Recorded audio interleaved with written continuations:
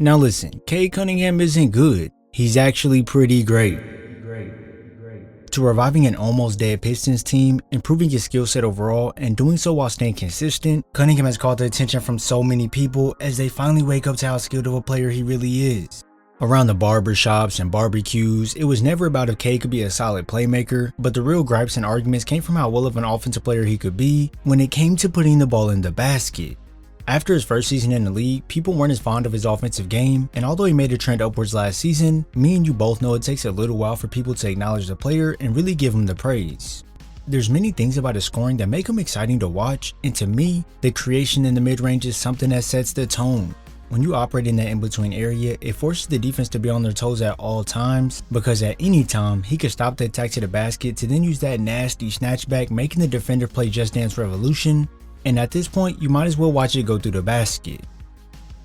With Cade having such pace on the court, you never know when he's going to initiate one of these moves, so if your big decides to sit back and wait, Cunningham is able to see this with ease as he isn't rushing inside, and here's where shots become easy. When you're a player that moves at 100 miles per hour, you can run into not so ideal situations like this double coverage here, but if you learn to pull on the brakes and shift into reverse, it can grant you an open freeway. A lot of players in the league overcomplicate the game with tons of dribbles and extra flashy moves, and it's not to say that that's always a bad thing, but when you watch Cade, you can see he's mastered the art of fundamentals and how to get to his spots in the easiest way possible. With his ability to just react quickly to how the defense plays him, when he comes off this screen right here, he already knows Trent is going to come out wide to stop the attack going right, and now with Cunningham knowing that Trent is on the recover, he uses that step back to gain a little bit of separation for the bucket. When coming off these screens, Cade can choose to pull up immediately as the big will usually be in drop coverage playing the drive, but when they do step up, Cunningham is able to find another route to take by utilizing those physical tools to move Garland off him, and with that taller stature, he can now shoot over the top.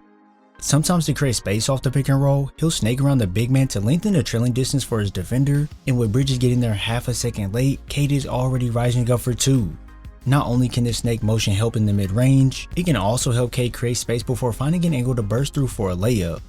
As you can see, it works both ways, but right now we're talking about the midi, so look at how much space this snake off the pick and roll creates, allowing Cade to pull up in peace. This right here is just one way he gets to his spots in this area, as when he starts using his body to open himself up, this is when defenders have a tougher time guarding him. You'll see defenders try and stay glued to Cade to make sure he can't get comfortable, but little do they know, they're right where he wants them, so once that bump is delivered, they get a notification that it's at the front door. Some people will cry and say, it's a push off, but that strength that Cade has to move his defenders is quite surprising to most, and you'll see this in other areas of his game that we'll discuss. He's not a weak guy whatsoever, so that's why he's able to initiate the contact if needed, but as we've already stated, Cade has multiple ways to get to his spots, so if he is to get cut off, he can change directions going the other way, and once getting there, here's where he changes moves together by using that bump step back for the fadeaway. This change of direction is something that allows him to keep testing the defense as one angle may get cut off, but now he makes the defender work to stay with him while he attacks another way, and most of the times, they just can't keep up. You tell me, which skill set about Cade impresses you the most? If I had to answer, it would be that change of direction, because this doesn't just get him looks in the mid-range, as it also allows him to completely shift a defender when rejecting the screen, and now when he decides to attack the rim, he can get right where he wants. When coming up the floor here, Cade gets this high screen to start the attack, but with Siakam jumping the screen, he's now cut off the sideline angle of pursuit. Instantly, Cade sees this and shifts directions with that spin move to leave Pascal in the dust, and even with some contact, he's able to finish with the left hand bucket.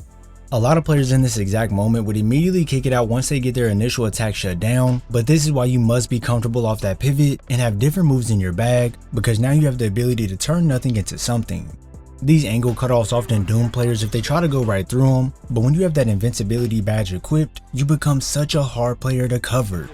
Time and time again, I see Cade use direction switches to throw off defenders, and if you aren't ready for it, it's pretty much a done deal. I know people don't look at Cade as a super quick player or even an extremely shifty guy, but when he serves these moves out of nowhere, he can end up past you in a flash, and now your big is on a poster.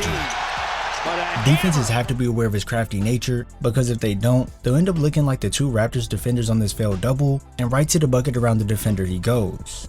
These moves he uses aren't just for show, as every dribble is calculated to keep defenders off balance. Cade's smooth crossovers allow him to shift defenders one way before opening up a world of opportunities, and sometimes it's not just a single move, it's the combos he strings together that can get pretty nasty. Cade can use a tween cross into a spin move on Siakam to get a short push shot. He can use that snatchback to go right into a tween cross spin lay. And if he wants to keep it somewhat light, he can cross over once cut off and then use that fake spin to get a bucket.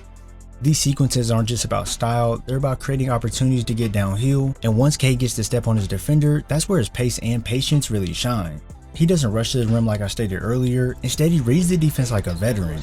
If a defender bites on his up fake, Cade calmly goes up to finish, and if two defenders collapse on him, he uses subtle changes in speed to slip right through the gap and finish at the basket. Never being rushed and keeping his composure is the best skill a guard can have, which separates Cade from the rest. But don't get it twisted, Cade isn't just about attacking off the dribble, he's also comfortable slowing things down and going to work in the post. At 6'6", Cade uses his strength and size to back down smaller defenders, creating deep post position, and from there he's incredibly patient before rising up to score. If the defender leans too much one way, Cade spins out the post and gets right to the rim for an easy bucket. If they bite on the fake, he can now opt into a fade over the top. And if they do hold their ground, he uses subtle bumps to make his way to his desired spot, and now it's just easy for him. This back to the basket game is not something we see across the league that much, as guys tend to look for threes and drives more often, but when you have a player who can do this, it adds even more layers to his game the defense has to worry about. Now don't get too ahead of yourself and think that's me neglecting or saying Cade's three ball is non-existent, because his confidence from beyond the arc has reached another level and defenders are really starting to pay the price. If you leave him open off the catch, he's letting it fly without hesitation. Those clean, in-rhythm catch and shoot threes make him a constant threat defenders have to worry about, and what really makes him even more dangerous is how he punishes defenders who go under the screen. In past times this may have worked as Cade wasn't the greatest shooter, but now he rises up with confidence, and if you aren't there, well, you just allowed 3 free ones. The same way he understands how to create space in that mid-range leaks right out to his three-point shooting, as he'll use those snatchbacks and stepbacks to his advantage at all times, and boy oh boy does he show no fear when letting it fly. This confidence is needed not only for him but for his whole team. From slashing through defense with his handles, operating in the mid-range, and knocking down threes with confidence, Cade is proving why he's one of the most exciting young players in the league. If you enjoyed this video, be sure to watch this one right here, and make sure to subscribe and turn on post notifications so you're first to know when I upload. I thank you all for your support, and I'll see you in the next video.